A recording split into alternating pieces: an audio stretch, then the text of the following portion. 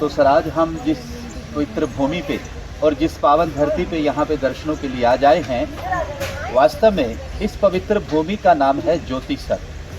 ज्योति मैंने प्रकाश, यानी कि भगवान कृष्ण जी ने यहाँ पे ज्ञान का ज्योति जलाया गया। इस सरोवर को हम बोलते हैं ज्ञान का सरोवर और इसका मिलके बना फिर ज्योति सर।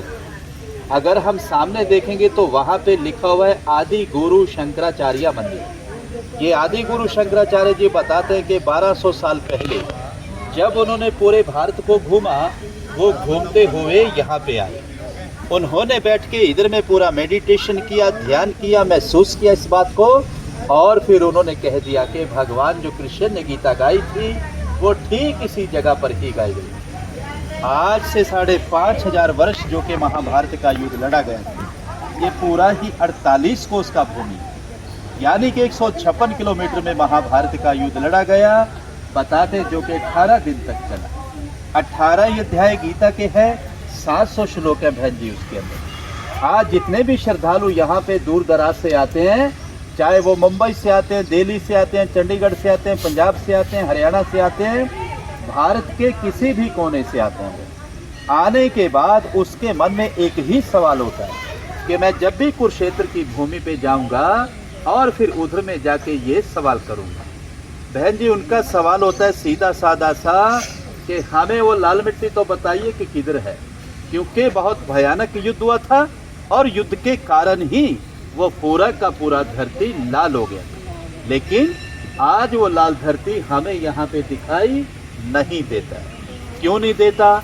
जिस तरह कहते पहाड़ों का पानी आता गया, मिट्टी आती गई, वो परत दा परत बनता गया, और जो लाल मिट्टी था वो गहराई के नीचे तक चला गया, धीरे धीरे करके दूसरा मिट्टी ऊपर आता चला गया। इसलिए हमें अब वो दिखाई इधर में नहीं देता है।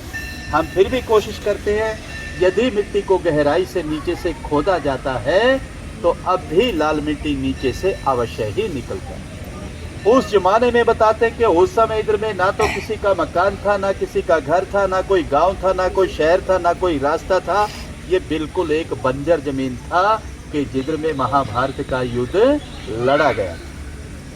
आज हम जिस पवित्र भूमि पे और जिस पावन धरती पे यहाँ पे दर्शनों के लिए आए हैं, ये है मध्यम, यानी कि सेंटर पॉइंट, कि जहाँ पे भगवान कृष्ण जी ने अर्जुन को गीता सुनाया।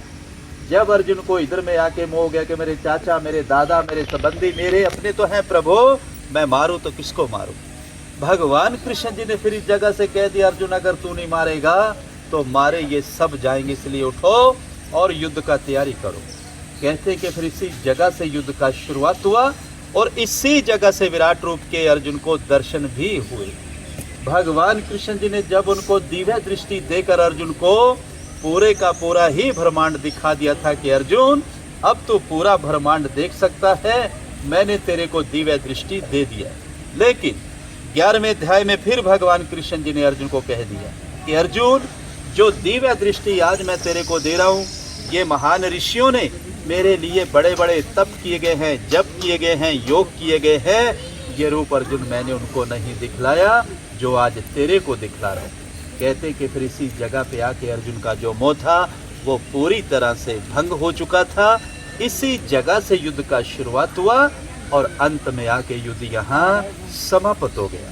कहते हैं कि भगवान कृष्ण जब इस पेड़ के नीचे गीता सुना रहे थे, उस समय गीता सुनाते समय ये पेड़ भी सदा सदा के लिए अमर हो गया और तभी इस पेड़ का नाम पड़ा अक्षय वट।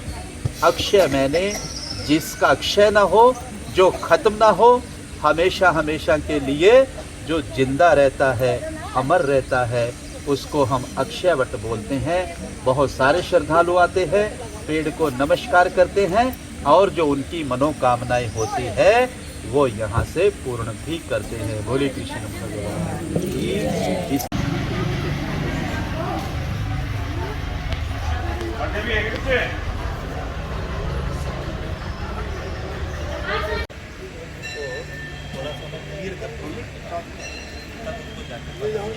नहीं दीदी कर रहे हैं, ये भी नहीं मिल रहा।